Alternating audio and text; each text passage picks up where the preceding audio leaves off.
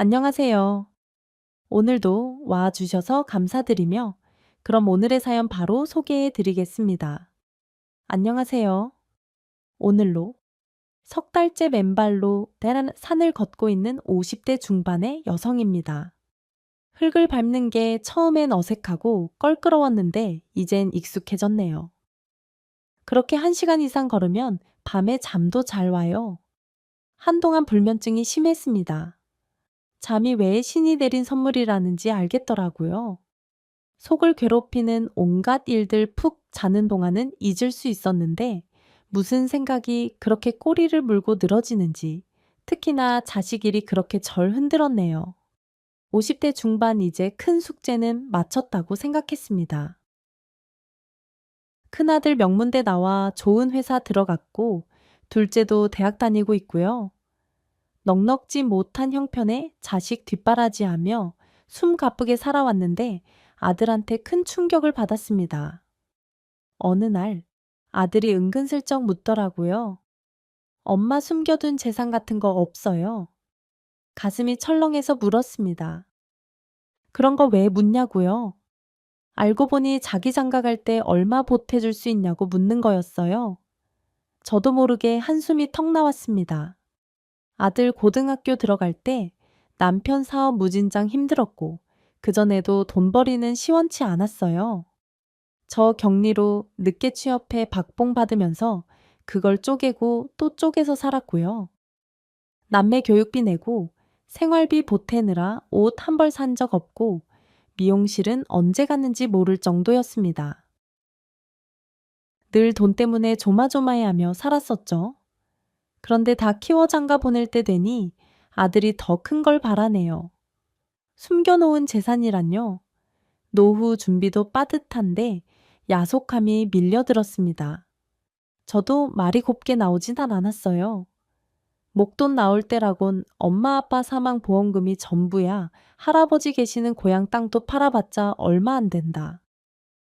혹시나 해서 물어봤는데 역시 나네요. 장가는 다 갔네요. 저 혼자 살 거예요. 그런 줄 아세요. 엄마한테 그게 할 소리야.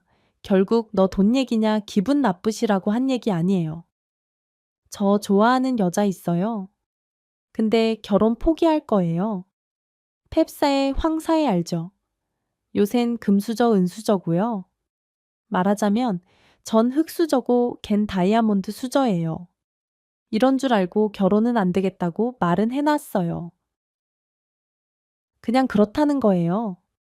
그날부터 입맛도 뚝 떨어지고 밤에 잠도 안 왔습니다. 아들 얘기가 절 뿌리째 흔들었어요. 여자애가 보통 잘 사는 애가 아니래요. 많이 좋아하는데 결혼할 자신이 없다는 거였습니다. 제 딴엔 마음 정리한다고 하는 얘기지만 제 입장은 또 그게 아니었어요. 아들이 말할 수 없이 야속했습니다. 집에 돈 없어 장가 못 간다는 얘기 아닌가요? 이 일만으로도 속이 상했는데 딸이 말도 없이 휴학한 걸 늦게 알았죠. 졸업해서 취업할 생각은 안 하고 아르바이트해서 번 돈으로 집 얻고 입고 노는데 돈을 다 썼더라고요. 그러면서 하는 말이 다니는 학교 마음에 안 든다고 편입을 하겠대요.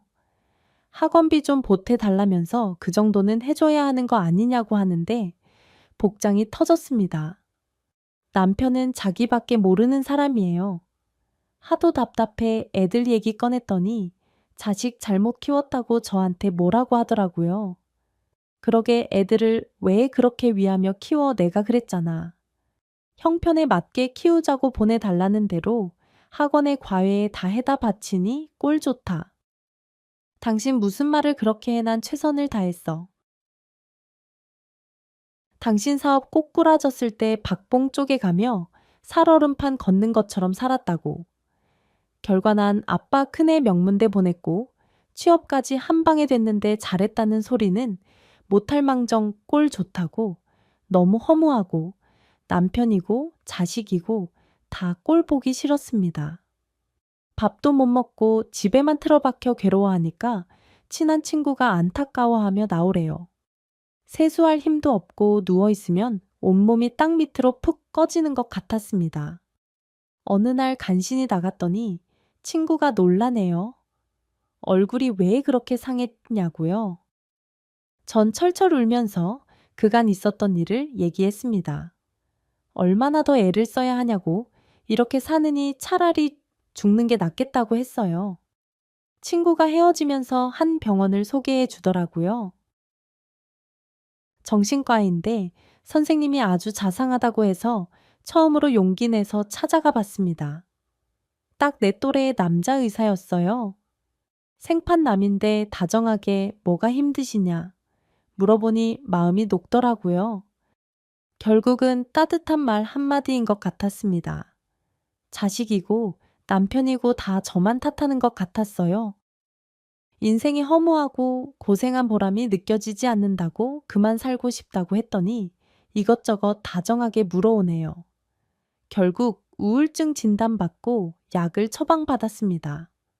처음 약 먹을 때 솔직히 복잡하고 처량했어요. 열심히 산 결과가 고작 이건가 싶었지만 그래도 꿀꺽 약을 삼켰습니다. 푹 자고 나면 활알 타는 것 같던 속이 조금은 진정되는 것 같았어요. 그때쯤 거울을 보면 웬 늙은 여자가 있더라고요. 볼은 푹 꺼지고 머리도 엉망이고요. 어느 날은 저녁 짓다가 버스 타고 날랐어요. 제가 답답할 때마다 가는 곳은 정해져 있었죠. 어둑어둑한 시골길을 터덜터덜 걷다 보면 익숙한 집이 한 채 나왔습니다. 어머니 저 왔어요. 며느리 왔다고요? 아이고, 연락도 없이 웬일이냐 어머니 밥 남은 거 있어요. 나물이랑 비벼 먹게요. 아버님은 주무시다 깨신 얼굴로 왔냐 하시더니 전기장판을 건너방에 옮겨다 놓으셨습니다. 그게 시아버지 애정 표현이었어요. 저 편히 먹고 쉬라고요. 전 커다란 양푼에 밥들기름, 나물 잔뜩 집어넣고 마구 비벼 먹었습니다. 밤 11시가 훌쩍 넘은 시간이었어요. 어머닌 여태 밥도 안 먹고 뭐 했냐. 너 나간다는데 애비가 안 막았냐 하시면서요. 전 애비가 또 속상하게 했다고 말을 그렇게 못되게 한다고 다 일러 바쳤습니다. 신혼 때 시부모님 어려워하던 새색 씨는 어디 가고 닳고 다른 헌색 씨가 돼서 할 말 못할 말 다 하고 있었어요. 시부모님에게 전 큰 며느리이자 좀 편한 며느리입니다. 동서는 대학병원 간호사인데 얼굴 보기도 힘들 뿐더러 와도 말이 없거든요. 어떻게 된 게 제 남편도 그렇고 시동생도 그렇고 돈벌이가 시원치 않습니다. 어머님 입장에선 그게 또 미안하신가 보더라고요. 동서는 능력 있고 직장 빵빵하니 시댁에 와도 목이 깁스한 듯 굴었지만 전 그러고 싶지 않았어요. 친정 부모님 저 어릴 때 돌아가셨고 기댈 만한 친척도 없었습니다. 그래서 시부모님이 저한텐 좀 각별했어요. 큰애 낳았을 때 산후조리도 잘해주셨고 집안에 대소사 있을 때 어떻게 할까요? 여쭤보면 자상히 알려주시고요. 시골 내려갔다 집에 가면 부자가 된 기분이었습니다. 구수한 된장, 고추장 곡식, 나물 반찬들, 어머님, 아버님을 떠올리면 그렇게 마음이 푸근했어요. 두 분은 아들보다 절 아끼는 눈치였죠. 남편은 자기 부모한테도 말을 곱게 하지 않았어요. 애들이 볼까봐 창피할 정도였습니다. 결혼 10년이 넘었을 때 못된 남편이 너무 속을 썩였던 적이 있었어요. 속이 문드러질 것 같더라고요. 못 참고 시부모님 앞에 엎어져 못 살겠다고 한 적이 있었습니다. 저 못 살아요. 동현 아빠, 저 몰래 또 대출 받아 사업했고 그거 말아먹어서 땡전 한 푼 없대요. 아니 빚만 잔뜩 졌대요, 어머니. 저 더는 같이 안 살고 싶어요. 아버님 저 사람 사업병 좀 고쳐주세요. 못된 친구들 따라 도박도 하고 여자도 만났어요. 못된 녀석 주리를 틀려서 애미야 울지 마라. 아니 네가 잘못했느냐. 내가 아들을 잘못 키웠다. 이 자식 잘못 키운 내 탓이야. 시아버지는 노발대발 하셨고 어머니도 분을 못 참고 남편에게 전화를 하셨죠. 저한테 왜 그렇게 박정하게 하냐고 하나밖에 없는 안 사람 맡기고 보듬어야지. 먹힌 놈이 성낸다고 빚져놓고 모진 말까지 하면 애미가 어떻게 버티냐고 저 듣는 데서 한참을 혼내셨어요. 당장 집으로 내려오라고 하면 남편은 알겠다고 말만 했지 절대로 오는 일이 없었습니다. 와, 바짝 혼날 게 뻔하니 대답만 하고 잠수를 타는 거죠. 그런 일들이 결혼 내내 반복되고 있었고 시부모님과 저 사이엔 끈끈한 애정이 생겨난 거예요. 살 길이 막막해 엎어져 울고 있으면 어머님이 절 일으켜 세우셨습니다. 얼른 일어나 밥은 먹었어. 지금 밥이 들어가게 생겼어요. 그럼 속상하다고 쫄쫄 굶어 밥 먹어. 얼른 그때부터였던 것 같아요.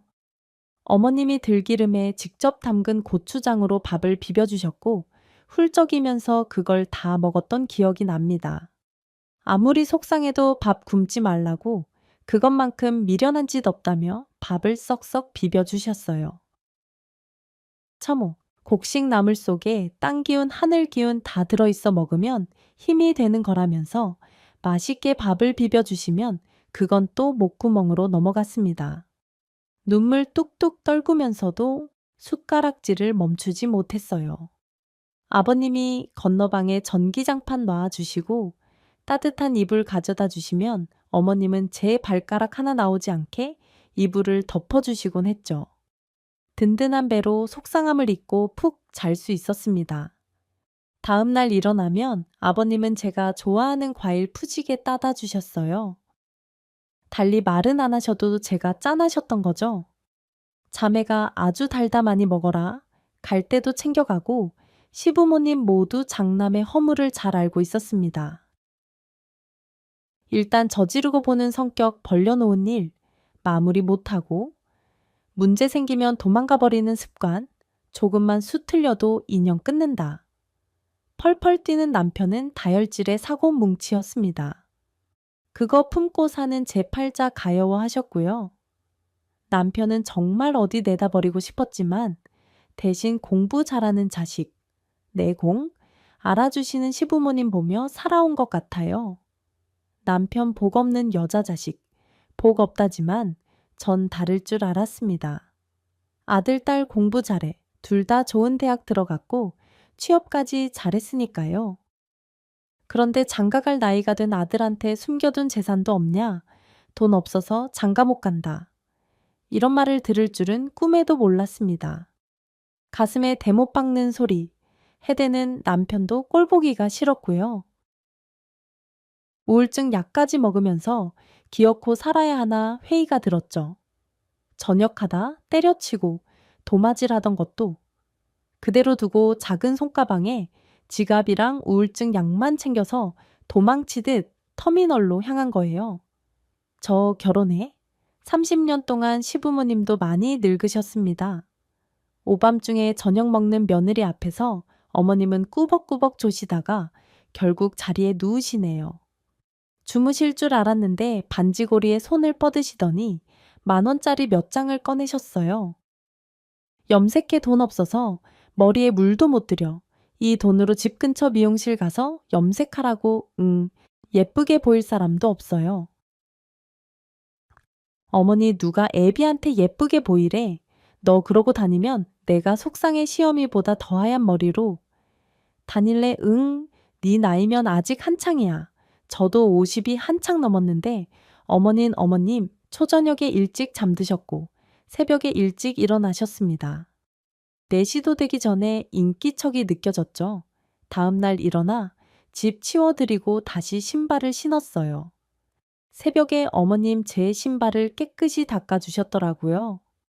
터미널에서 걸어오며 흙먼지 많이 묻어 있었는데 광이 나 있었죠. 전 씩씩하게 가보겠다고 하고 집을 나섰습니다. 어머닌 절 따라오시면서 호통을 치셨어요. 앞으론 연락하고 와, 너 불쑥 나타나면 심장이 철렁여 알겠어요. 지레, 어머니 들어가세요. 앞으론 꼭 연락하고 올게요. 돌아서 나가려는데 어머님은 제 팔을 붙잡더니 꼭 안아주셨습니다. 등을 토닥토닥 해주시며 말없이 위로를 해주셨어요. 눈물이 핑 돌았죠. 내가 남편 복은 없어도 시부모 복은 있나 보다 그런 생각하며 서울로 올라가곤 했습니다. 그치만 저도 머리가 희끗한 나이인데 언제까지 이럴 순 없었어요. 집으로 가는데 마음이 무거웠습니다. 잘 사는 모습 보여드리고 싶은데 희망이 안 보였죠. 조론 이혼 생각만 간절했어요. 집에 갔더니 가족 아들이 제 눈치를 조금 보더라고요. 딸은 시골 다녀왔냐며 괜히 보따리 뒤적거리고 아들은 운동 다녀온다면서 저한테 말 시키고요.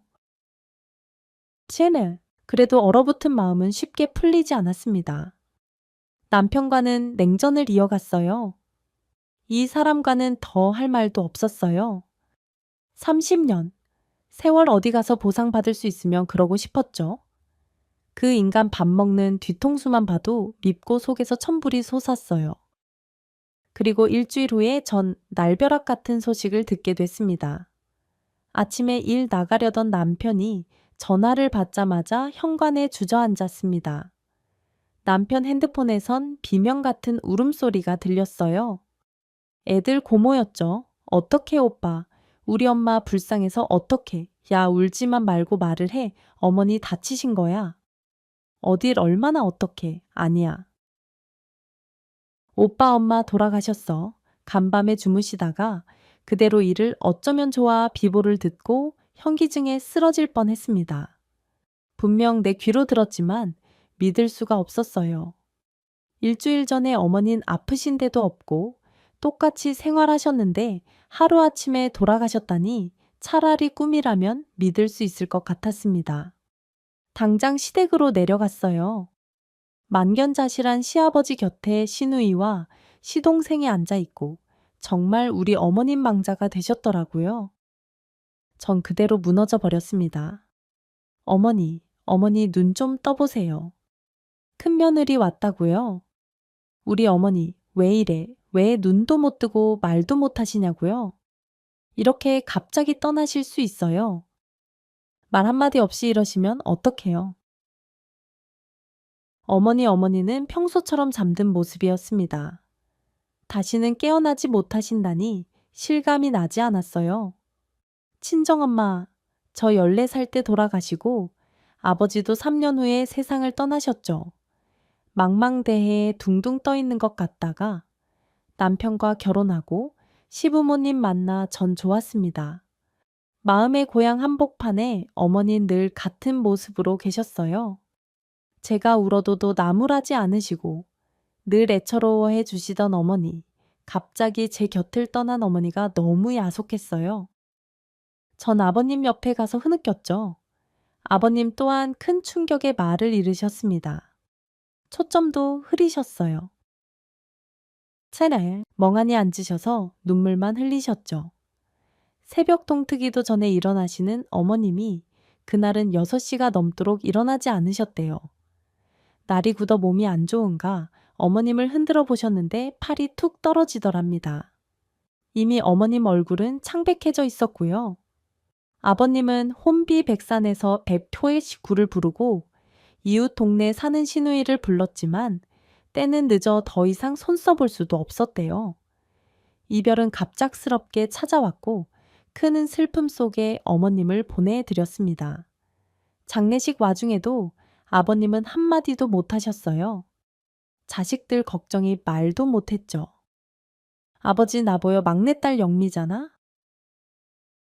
나 누구야 말 좀 해봐. 영미가 누구야? 여기가 어디냐? 왜 날 여기다 데려다 놨어? 아버지 엄마, 영정사진 봐봐. 여기 어딘지 몰라. 오빠, 아버지가 이상해 말을 안 하시는 건지 못 하시는 건지 초점 없는 눈동자의 자식들이 불러도 반응이 없으셨죠. 어머님 돌아가신 충격의 일시적인 현상인지 알 수가 없었어요. 어렵게 대답을 하셔도 동문서답하셔서 남편은 아버님이 치매 초기 증상 아니냐며 걱정하기 시작했습니다. 그런데 쌀쌀 맞은 동서가 그러네요. 노년기에 배우자 사별만큼 극심한 스트레스가 없다고 폭포처럼 부정적인 감정들이 몰려와서 그런 거니 걱정하지 말래요. 똑똑한 동서말 알아는 듣겠는데 어찌 걱정을 안 할 수가 있나요? 장례식 마친 후 일단 시누이가 아버님과 일주일 정도 함께 지내기로 했습니다. 저는 몸이 너무 안 좋아서 일단 집에 가기로 했고요. 서울 올라오는 길 허전하고 쓸쓸해서 견딜 수가 없었습니다. 끝도 없는 바다 한가운데 부서진 땔목을 탄 것 같았어요. 이제 남편 자식 얘기 흉어물 없이 털어놓을 곳도 없었습니다. 그 와중에 시누이는 매일같이 오빠들한테 전화를 하고 있었죠. 자기도 곧 일 나가야 하는데 어떡할 거냐고요. 당장 방법을 만들어내라고 혼자 고생할 순 없다고 며느리들은 뭐 하는 거냐며 성질을 내고 있었어요. 3일이나 지났나 남편이 가만히 있는 제 속을 뒤집어 놓았습니다. 넌 속도 편하다. 아버지 충격받아 치매 비슷하게 왔고 시골에 혼자 계신데 잠이 오냐 얼른 일어나 시골 가게 아버지 모셔올 거야. 혼자 계시다 사고라도 나면 어떡해 넌 인정도 없다. 큰 며느리가 이래도 되냐. 아이 빨리 일어나. 인정 당신이 고향집 한두 번 갈 때 난 혼자라도 10번 20번이고 더 갔어. 내 몸도 지금 말이 아니야. 난 아버님 걱정 안 되는 줄 알아. 말을 왜 그렇게 못되게 해. 당신 나 그렇게 몰라. 물론 아버님 제가 모실 수 있고 저도 걱정 많이 됐습니다. 그런데 남편 마음 본새가 얄미웠어요. 제가 분명히 그랬거든요. 어머님 돌아가시기 전부터 우울증 심하고 약 먹고 있다고요. 처보, 의사 선생님이 남편도 함께 오랬는데 남편은 정신과 같은 데 가기 싫다고 죽어도 안 가겠다고 했었고요. 그 와중에 의지했던 시어머니마저 돌아가셨는데 남편은 여전히 제 생각은 조금도 안 하고 있었습니다. 그날도 손뭉치 같은 몸을 이끌고 병원에 다녀오는 길이었어요. 남편이 너무 원망스럽고 꼴도 보기 싫었습니다. 마음에도 없는 말이 막 튀어나왔어요. 나 여태 자식 남편 뒷바라지, 뼈골이 빠졌어. 근데 이제 치매 걸린 아버님까지 모시라고? 당신 나 언제 호강시켜 준 적 있어? 내가 왜 누워있겠어?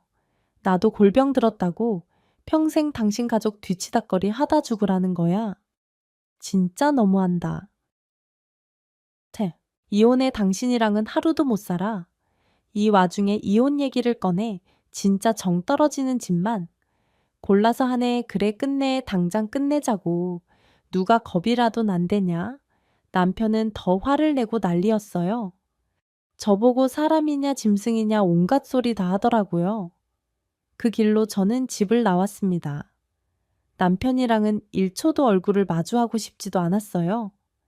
그러나 정작 갈 데가 없었습니다. 속마음 털어놓는 친구는 해외여행을 가고 없었어요. 저도 모르게 발걸음이 버스 터미널로 향했습니다. 버스를 타자마자 정신없이 잠에 빠져들었죠. 깨어나 보니 목적지에 거의 도착해 있었고요.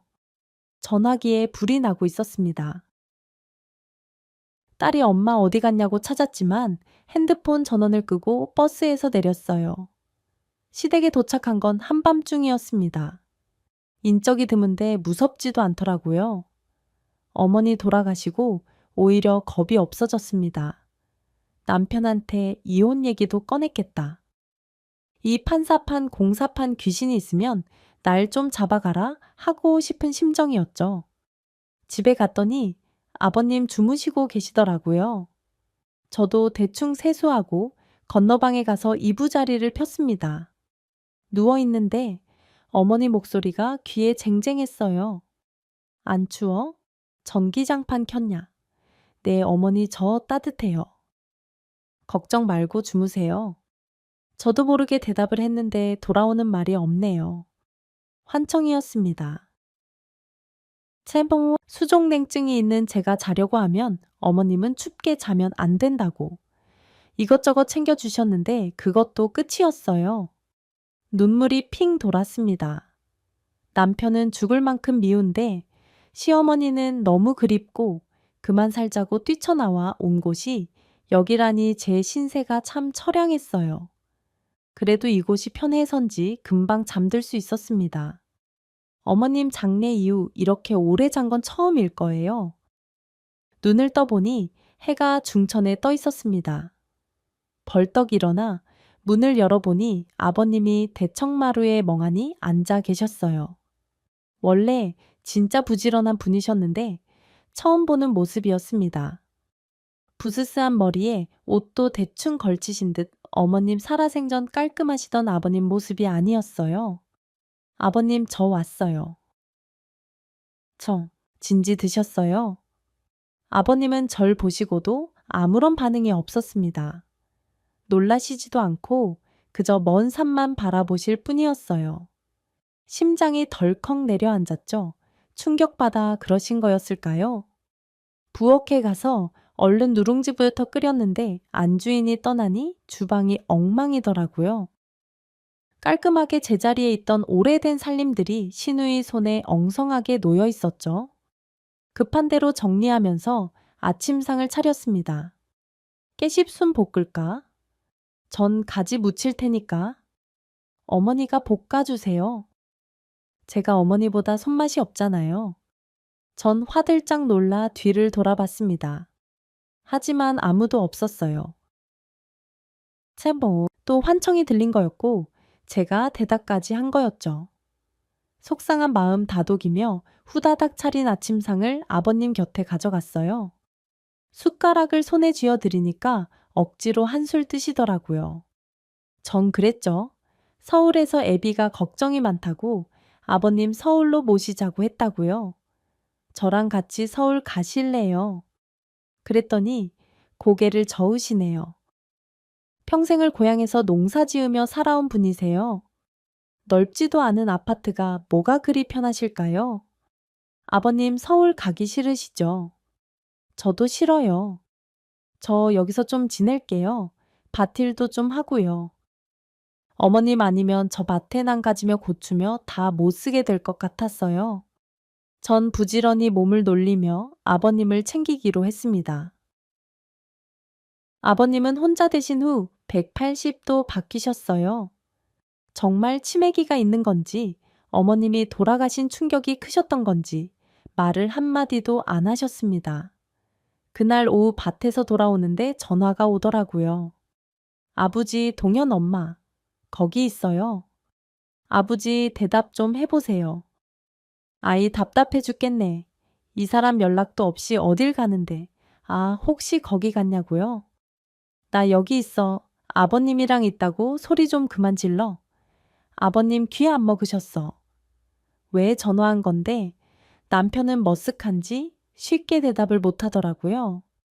전 알았으면 됐지 않냐고 이제 끊으라고 했습니다. 그랬더니 이 남자 한마디 톡 쏘아대네요. 어디 있으면 있다.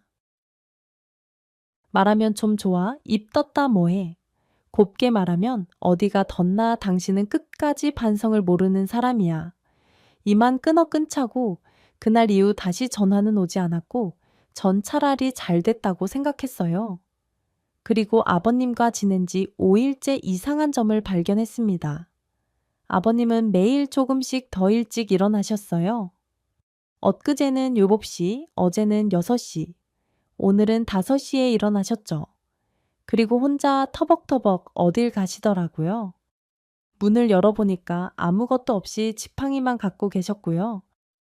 어머님을 모신 납골당은 걸어서 가실 수 있는 거리는 아니었습니다. 그리고는 저녁이 다 돼서야 집에 돌아오셨어요. 한 손에는 작은 비닐봉지에 대추가 한가득 들어 있었고요. 아버님 이게 다 뭐예요? 대추잖아요. 어디서 따오셨어요? 이렇게나 많이 중간에 식사는 하시는 건지 눈치를 보니 저녁 한 끼만 드시는 것 같은데 걱정이 밀려들었습니다. 오실 땐 기운이 빠지셨는지 쓰러질 것처럼 걸어오셨고요. 이상하다 싶었습니다. 얼마나 피곤하신지 간혹 저녁도 거르고 주무실 때도 있었어요. 이러다 큰일 나겠다 싶어 어느 날은 아버님을 몰래 따라 나섰죠. 새벽에 인기척이 들렸을 때 문을 살짝 열어봤습니다. 아버님은 비닐봉지를 챙기시더니 대문을 나가셨어요. 전 들키지 않으려고도 노력하면서 아버님을 따라 나섰습니다. 나쁜 짓 하는 것도 아닌데 괜히 조마조마했어요. 동도 트기 전 어스름한 그 새벽에 아버님은 뒷산을 오르기 시작했습니다. 집에서는 기운이 하나도 없으셨는데 산을 오르시는 아버님은 발이 엄청 빠르셨어요. 제가 따라가기 버거울 정도로요. 전 숨이 차서 아버님을 놓치는 줄 알았습니다. 꽤 높이까지 올라가셨거든요. 그 사이 해가 떴고 온천지가 환해졌어요. 한참 산을 오르던 시아버지는 어떤 나무 밑에 앉으셨습니다. 전 큰 바위 뒤에 숨어서 아버님을 몰래 훔쳐봤어요. 제가 있는 곳에서도 시야가 탁 트여 마을이 한눈에 들어왔죠. 정신없이 아버님을 따라갔을 뿐인데 어느새 뒷산 정상에 올라와 있었습니다. 숨이 너무 차서 저도 털썩 주저앉았어요. 전망 좋고 양지 바른 뒷산 위에 대추나무가 커다랗게 털을 잡고 있었습니다. 때는 9월 탐스런 대추가 나무에 한가득 열려 있었죠. 한참을 거기서 마을 쪽을 내려다 보시던 시아버지는 대추를 오랜 시간 들여 봉지에 터지게 주우시고는 다시 나무에 기대 앉으셨습니다. 이상하네. 아버님 저기서 하루 종일 계셨던 거야? 아휴, 배고파 죽겠네 시장하시지도 않으신가? 해는 중천에 떴고 땀이 식으면서 오싹하기까지 했어요. 배꼽 시계가 요란하게 울렸습니다. 점심때도 한참 지난 것 같았죠. 아버님이 언제 내려가시려나 지켜봤지만 꼭 바위처럼 나무에 기대 앉은 채 꿈쩍도 안 하셨어요. 결국 전 포기하고 산을 내려가기 시작했습니다. 다리가 후들거리고 금방이라도 넘어질 것처럼 힘들었어요. 허겁지겁 밥을 먹고 지쳐 잠들었는데 정신 차려 보니 해가 뉘엿뉘엿 지고 있었죠. 벌떡 일어나 아버님을 불러봤지만 집 어디에도 계시지를 않았습니다. 서둘러 저녁을 차리고 있는데 아버님이 대추가 가득 든 봉지를 들고 들어오셨어요. 그때 전화가 미친 듯이 울리기 시작했죠. 신우이였습니다. 아버지 괜찮아요. 기운 나실 만한 것 좀 차려드리지 돈 아끼지 말고 내가 알아서 할게요. 저녁 하느라 바쁜데 나중에 통화해요. 아버님도 시장하실 거고 이만 끊을게요. 어머머 언니. 아버지 저녁 일찍 드시는데 여태 밥도 안 했어요. 왜 그렇게 아버지한테 소홀해 엄마 안 계시다고 대충 하는 거야. 전 대답도 안 하고 전화를 끊어버렸어요. 저녁을 차려내가니 아버님은 눈을 감고 계셨습니다. 며칠 사이 눈에 띌 정도로 마르셨고 기운도 없어 보이셨어요. 진지 드시라고 하니까 아버님은 천천히 국을 뜨셨습니다. 시장하지 않으시냐고 저녁이 늦어 죄송하다고 했더니 절 물끄러미 보시더라고요. 괜찮다. 아니 내일 봐라. 아버님 저 누군지 아시죠? 여기 어딘지 아시고요. 어머님 일도 다 안다 걱정 마라. 손발에 힘이 탁 풀리면서 그제야 안심이 됐습니다. 아버님은 기력이 없으실 분 상황을 다 알고 계셨어요. 제가 누군지도 아셨고요. 다음날 새벽 어김없이 아버님의 인기척이 들렸습니다. 체리, 전 벌떡 일어났죠. 내다봤더니 아버님이 또 길을 나서시네요. 전 닥치는 대로 사탕이며 간식을 챙겼습니다. 어제 아버님을 쫓아가며 쓰러질 뻔했기 때문에 준비를 해야 했죠. 그리고 허둥지둥 아버님을 쫓아갔어요. 그날 산 중턱에서 아버님은 신발을 벗고 맨발로 산을 오르셨습니다. 발 아프실 텐데 밤송이에 찔리기라도 하면 어쩌시려고 걱정했지만 아버님은 훨훨 나는 듯 산을 오르셨죠. 저야 헐컥대면서 간신히 따라잡았고요. 아버님은 또 그 대추나무 밑에 앉아 산 아래 동네를 바라보셨습니다. 전 큰 바위 옆에 몸을 숨기고 있었고요. 서서히 동이 텄고 가을 볕이 곳곳에 스며들었습니다. 시원한 바람도 불어오고요. 거기서 내려다보는 마을은 옹기종기 다정해 보였고 수채화로 그려놓은 것 같았어요. 죽음이나 이별, 슬픈 일 같은 건 하나도 없을 것처럼 아름다웠습니다. 뒷전에 서걱거리는 나무십 소리도 좋아서 푸른 물결이 온통 나부끼는 것 같았어요. 아버님과 전 약속이나 한 듯 꼼짝도 하지 않고 앉아 있었죠. 가만히 앉아 있으면 바람소리 가운데 어머님의 웃음소리, 말소리가 들리는 것 같았어요. 애미야, 괜찮다, 다 괜찮아. 저도 모르게 눈물이 흘러내렸습니다. 괜찮긴 뭐가 괜찮아요? 어머니 뭐가 급해서 그렇게 빨리 가셨어요? 흐려진 시야에 아버님의 작은 체구가 보였어요. 한바탕 울고 나면 잠이 쏟아졌습니다. 가을볕에 따뜻해진 바위에 기대서 툭 하면 졸았어요. 아버님을 따라 산에 오르는 일은 쉽지 않았지만 제 몸에 고이고 쌓인 것들이 툭툭 떨어지는 것 같았습니다. 차차 저도 등산에 익숙해지고 있었어요. 아버님은 늘 대추를 한가득 주워 오시곤 하셨죠. 그러다 하루는 아버님을 따라간 걸 들키고 말았어요. 바위 옆에서 발을 헛디딘 뛰었고 굴러 떨어지면서 제가 소리를 지른 것입니다. 전 창피하기도 하고 놀래서 벌떡 일어났어요. 아버님과 저 눈이 마주쳤고 그대로 전 집으로 내뱉죠. 해가 지고 나서야 터벅터벅 아버님 발소리가 들렸습니다. 아버님 저녁 찜지 드세요. 그래 먹어보자. 그날은 큰 마음 먹고 여쭤봤어요. 아버님 매일같이 뒷산 꼭대기엔 왜 올라가시는 거예요? 기대 앉아 계시는 나무 대추나무 맞죠? 거기가 그렇게 편하세요. 대추는 또 왜 이렇게 많이 주워 오세요? 하지만 아버님은 아무 말씀 없으셨죠. 대답 듣기를 포기하고 다음 날부터 전 마음 놓고 아버님을 따라갔어요. 더는 미행하듯 따라갈 이유가 없었으니까요. 그렇게 한 달이라는 시간이 지났습니다. 비가 많이 내린 다음 날이었어요. 아버님은 장화를 찾아 신으시더니 묵묵히 또 뒷산을 오르셨습니다. 휙, 휙 산을 오르시는데 꼭 축지법을 쓰시는 것 같았죠. 전 흙이 질어 툭 하면 넘어졌고 옷도 다 버리고 대추나무가 있는 산 정상에 올랐을 땐 엉망진창이었어요. 아버님은 그런 절 보고 혼내셨습니다.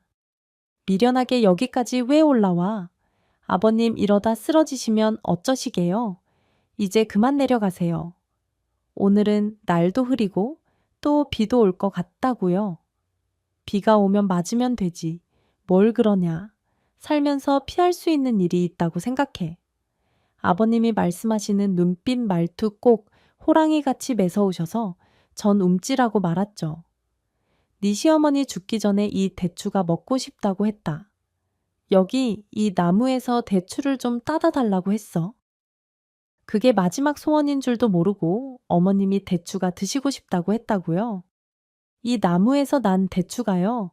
그래, 귀찮게 대추는 왜 찾냐고 노망났냐고 뭐라고 했다. 미련하기 짝이 없지 처음 듣는 얘기였습니다. 아버님은 회한에 가득 찬 눈빛으로 마을을 내려다보셨어요. 미련하다는 건 어머님에 대한 얘기가 아니었어요. 아버님은 후회 속에 계셨습니다. 그때 바람이 나무를 거칠게 흔들고 지나갔어요. 아버님과 제 위로 푸른 이파리가 우수수 떨어졌죠. 간밤의 비바람으로 대추도 이젠 다 떨어져 있었습니다. 아버님은 어머님이 유난을 떤다고 생각하셨대요.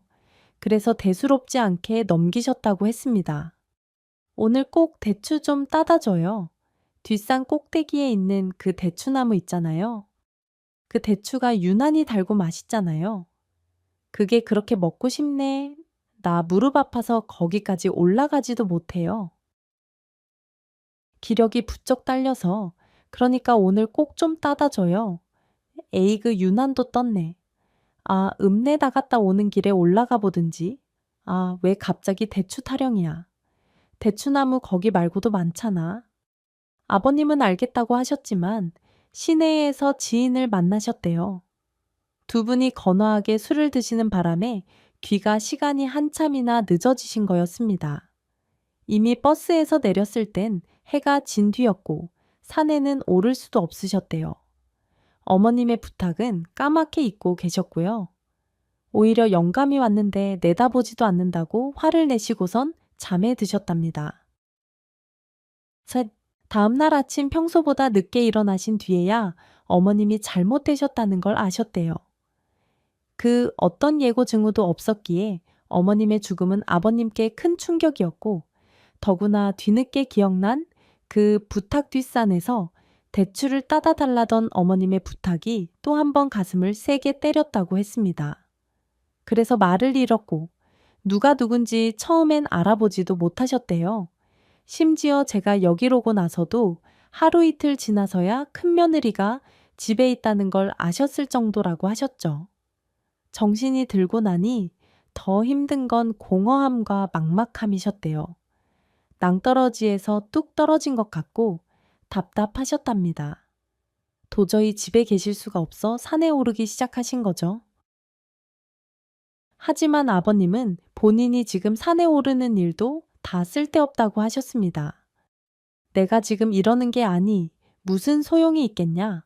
살아생전 내가 어떻게 했는데 후회뿐이다. 뼈저린 후회뿐이야. 이 나무에서 난 대추가 먹고 싶던 사람은 세상을 떠났는데 아무리 대추를 많이 딴들 뭐하냐. 더구나 대추는 어머님의 첫 출산과도 관련이 있었습니다. 제 남편을 갖고 입덧하실 때 그렇게 대추를 찾으셨대요. 대추가 귀하던 계절이라 어디서 대추차를 어렵게 구해왔는데 밥 대신 그것만 드실 정도로 좋아하셨다는 거였죠. 그때부터 어머님 몸이 허하시면 대추를 찾으셨고요.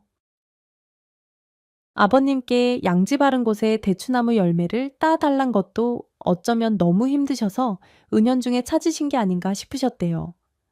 저도 갑자기 죄책감이 밀려들었죠. 아범 때문에 속상하다고 불쑥 찾아간 그날이 떠올랐습니다. 어머님 떠나시기 일주일 전이었어요. 끝까지 걱정만 끼친 며느리였네요. 저도 모르게 얼굴이 어두워졌었나 봐요. 아버님이 절 보시더니 갑자기 호통을 치셨습니다. 넌 언제까지 그렇게 살래? 아, 할 만큼 했잖냐. 더는 고생만 하지 말고 그저 너만 생각해. 네 시어머니처럼 먹고 싶은 대추도 못 먹고 죽어. 저승에서 찾지 말고 살아있을 때 건강할 때 하고 싶은 거 다 하라고. 네 자식도 아범도 자기만 생각하는데 넌 뭐냐? 몸 아픈 것만 큰일이냐? 마음 아픈 건 더 큰일이야. 너 우울증 약 먹는 거 나 다 알고 있다. 더 이상 고생하지 말고 날개를 달고 살아 자유롭게 훨훨 나는 것처럼 살라고 아버님 그걸 어떻게 왈칵 눈물이 쏟아졌습니다. 참, 더 놀라운 건 어머님도 제 마음이 병든 걸 알고 계셨대요. 제 약봉지를 보시고는 걱정을 하시다가 제가 친구와 통화하는 걸 들으신 거였습니다. 큰며느리가 아범이랑 사느라 속이 썩어 문드러진 것 같다고, 이를 어쩌면 좋냐고 아버님께 털어놨고 두 양반이 속상해 잠도 설쳤다는 얘기였죠. 그것만은 모르셨으면 했는데 역시 비밀은 없었습니다. 아버님은 혼자 산에 오르시며 많은 생각을 하셨던 것 같아요. 돌아가신 어머님에 대한 후회 회한도 무거우셨고요. 아버님은 저에게 수고 많았다고 하시면서 제 살아온 은공, 열심히 산 노력 하늘이 알고 땅이 알고 온 천지가 다 안다고 해 주셨어요. 더는 후회할 일 만들지 말라고 살아있을 때 마음 편하고 행복한 게 제일이라면서 어떤 것에도 미련 두지 말고 혼자 남은 시아버지 챙길 생각도 말고 훌훌 떠나라고 하셨습니다. 내가 죽으면 이 저 대추나무 잘라서 없애라. 저승 갈 때 가져갈 거야. 거기서 새로 심어. 네 시어머니한테 대추 실컷 따줄 거다. 괜히 여기 올라와. 처량하게 있지 말고 내 말대로 해. 아니, 내가 꼭 숙제 검사할 거니까 그리 알아. 제가 대답하기도 전에 아버님은 산을 내려가셨습니다. 비 온 뒤 아직 물러나지 않은 먹구름이 낮게 내려앉았어요. 곧 또 비가 내릴 것 같았지만 아버님은 그 작은 책으로 거침없이 내려가셨죠. 거친 비바람, 폭풍우가 와도 다 막아내실 것만 같았어요. 가을이 더 깊어질 모양이었습니다. 대추나무의 잎이들도 많이 떨어져 있었어요. 전 나무에 기대 서서 작은 가시가 돋친 가지들을 바라봤습니다. 저 작은 가시들 때문에 대추나무에 뭐가 잘 걸린다고 했었던 것 같아요. 서울에 있는 가족들이 떠올랐습니다. 더는 그들을 미워하고 원망하고 싶지 않았어요. 남편은 사실 불쌍한 사람입니다. 공부 잘하는 동생을 위해 대학 포기하고 간 군대에서 몸을 다쳐서 나왔어요. 제대로 보상도 못 받고 일찍 사회생활을 시작했지만 일이 잘 풀리지 않았죠. 나이가 들수록 피해의식이 커져서 난폭해졌고요. 물론 전 그 사람 곁에서 최선을 다했습니다. 하지만 받아낼 게 있다고 은연중에 생각하면서 남편에게 빚쟁이처럼 굴었던 거 솔직한 마음이었습니다. 이만큼 고생했으면 너도 고마워해야지 왜 그렇게 못나게 구냐고 속으로 깔봤어요. 그 사람도 마음 둘 데가 없었겠죠. 자식들도 놓아줘야겠습니다. 큰애 대학 때 과외를 겹치기로 몇 개씩 하면서 등록금 보탬 던 애예요. 좋은 대학 직장에서 부잣집 자제들 보면서 나름 자괴감 같은 걸 느꼈겠죠. 하지만 더는 안달복달하지 않고 싶네요. 다 내줬으니 저는 그만 쉬어야겠다는 생각이 들었습니다. 터벅터벅 산을 내려가기 시작했어요. 진흙 묻은 옷을 갈아입고 저녁을 정성스럽게 지었습니다. 차는 얼마 없지만 아버님과 저 맛있게 먹었어요. 잠버, 숭늉까지 드시고 아버님은 곧장 주무시는 것 같았죠. 한 달 사이에 많이 마르셨더라고요. 내일은 닭이라도 사다 백숙 해드려야겠다. 생각하며 저도 잠에 들었습니다. 다음 날 늦은 아침 아버님을 불러봤어요. 어제 무리하신 탓인지 오래 주무시는 것 같더라고요. 아버님 오늘은 산에 안 가세요. 슬쩍 문을 열고 들어갔는데 이상했습니다. 전 방문을 잡은 그대로 굳어버렸어요. 주무시는 것처럼 편안한 얼굴로 아버님은 세상을 떠나신 거였죠. 전 그 옆에 꿇어앉아 폭포수 같은 눈물을 흘렸습니다. 이렇게 가시면 어떻게 하냐고 아무리 불러봐도 대답은 없었어요. 엉엉 울며 한 손으론 아버님 손을 꼭 붙잡고 남편에게 전화를 했습니다. 지도 다 제쳐두고 내려오라고 아버님 세상 뜨셨다고 했더니 충격받은 남편이 울부짖더라고요. 한 달 반 사이에 아버님은 어머님을 따라가셨습니다. 장례식장에서 전 험한 얘기를 들어야 했어요. 시누이와 시동생이 아버지를 어떻게 보셨냐고 그동안 전화 한 통 없더니 왜 이렇게 마르셨냐고 왜 이 지경을 만드냐고 성을 내더라고요. 사포 그랬더니 남편이 제 앞을 가로막고 나섰죠. 이것들이 단체로 정신이 나갔냐? 이 사람이 어머니 아버지 얼마나 챙겼냐? 아무리 속이 상해도 그렇지. 뭐 아버지 밥이나 잘 챙겨 드렸냐고. 그 입 안 다물어? 야, 내가 바보 등신이나 가만히 있는 줄 알아? 한 달 동안 아버지 곁에 있었던 게 누구야? 고맙다고는 못할 망정상종 못할 것들. 시동생과 시누이는 남편이 펄펄 뛰니까 그제야 입을 다물었죠. 동생들 앞에선 가급적 말을 아끼던 사람이라 다들 놀란 눈치였습니다. 큰오빠, 왜 갑자기 화를 내? 우리도 안타까워서 그러지. 너는 이 사람 얼굴 반쪽 된 거 안 보여. 어떻게 그렇게 이기적이야. 힘든 건 다 이 사람 시키고 미루고 니들은 편하게 살았지 안 그래? 아버지 누구보다 동현 엄마 좋아하셨어. 어머니도 마찬가지고 건드리면 쓰러질 것 같은 사람을 두고 뭐 아버지한테 소홀한 거 아니냐고. 에라이, 야 장례 끝나고 연 끊어 니들 같은 동생 필요 없어. 남편은 저보다 동생들을 더 챙겨줬는데 이번엔 달랐어요.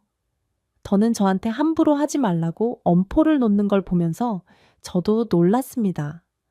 장례식 마치고 다시 시골집에 돌아왔어요. 시부모님이 안 계시는 집은 말할 수 없이 쓸쓸하고 적막했죠. 애들 먼저 올려보내고 집에는 저와 남편만 남게 됐습니다. 늦은 밤 저는 광에서 삽을 들고 나왔어요. 뒷산은 이미 칠흑같이 어두웠지만 상관없었죠. 제 머릿속엔 오직 아버님의 유언을 지켜야겠다는 생각뿐이었어요. 한 손엔 삽과 한 손엔 손전등을 들고 뒷산으로 향하는데 인기척이 느껴졌습니다.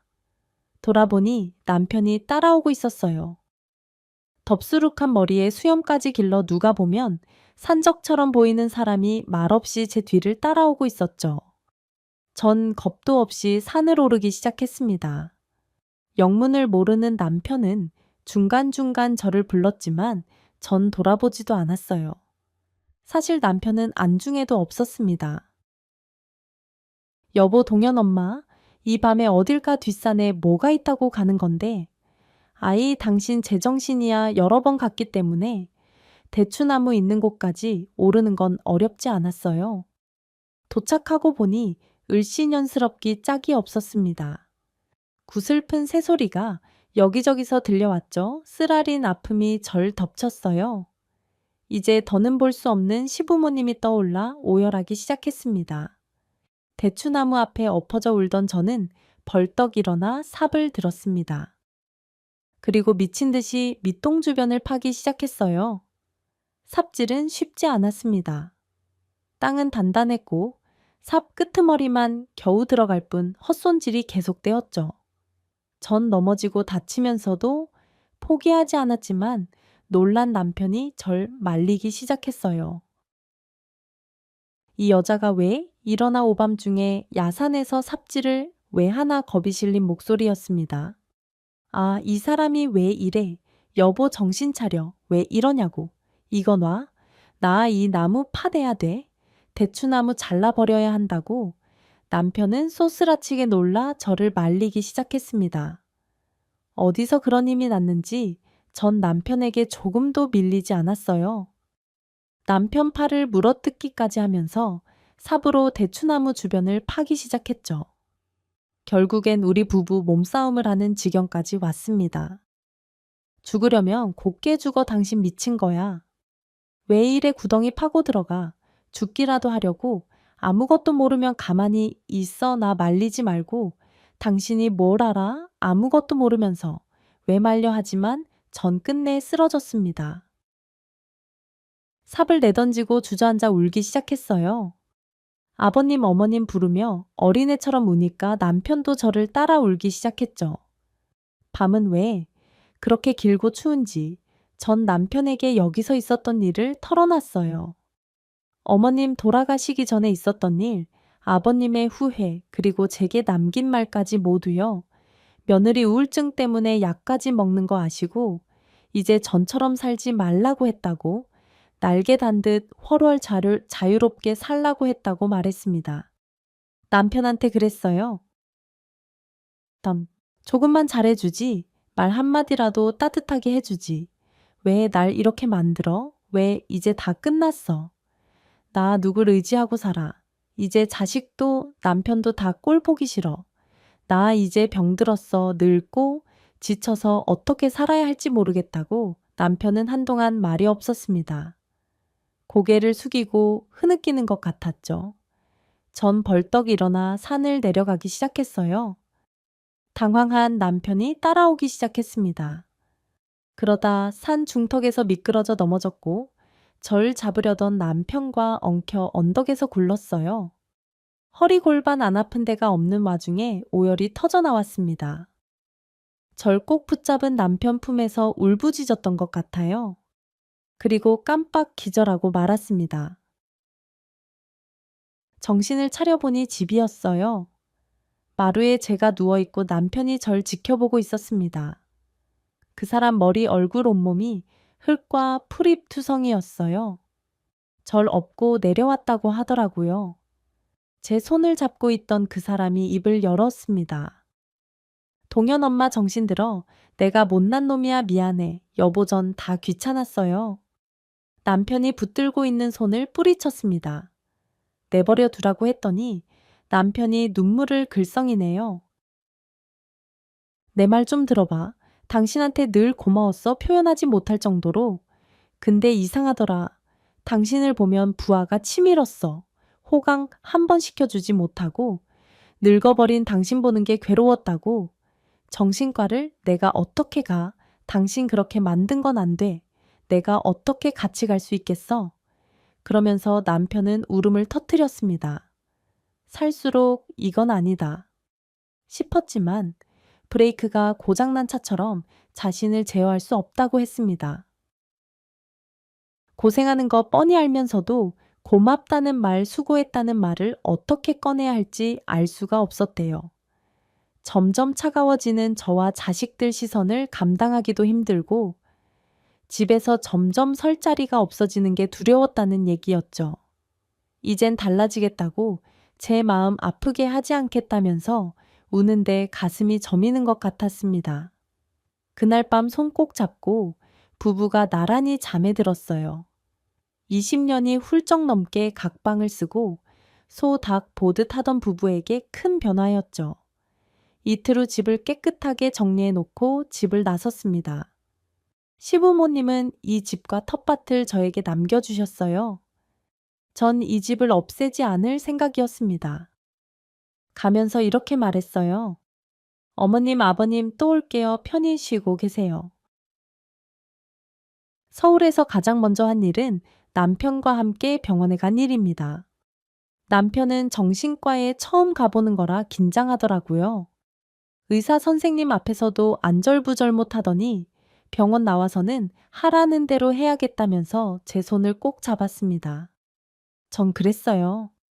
사람이 갑자기 변하면 이상한 거라고 조금씩 달라지는 모습이 낫겠다고 했죠. 그 이후 저희 집의 모습은 많이 달라졌습니다.